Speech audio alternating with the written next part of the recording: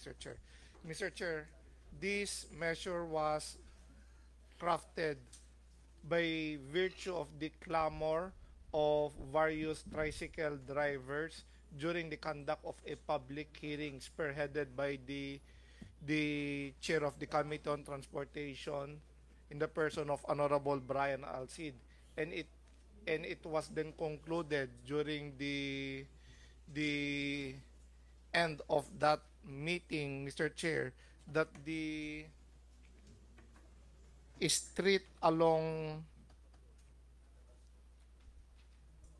Paco Roman Street will be, instead of northbound, it will be changed to southbound, Mr. Chair.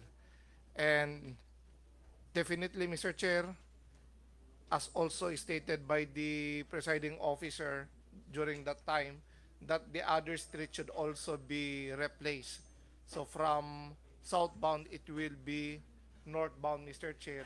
And the sides of PLDT will become a two-way street, Mr. Chair.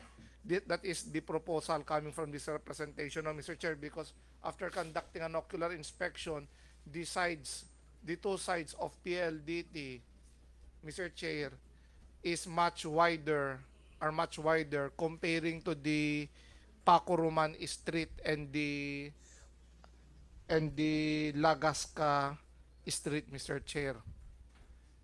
And also at the side of the Capitol, Mr. Chair, there is also a need for us to have it to be a two-way street instead of a one-way of street in order to jibe with the development, Mr. Chair. That is all for my sponsorship speech, Mr. Chair. I'm ready for interpellation.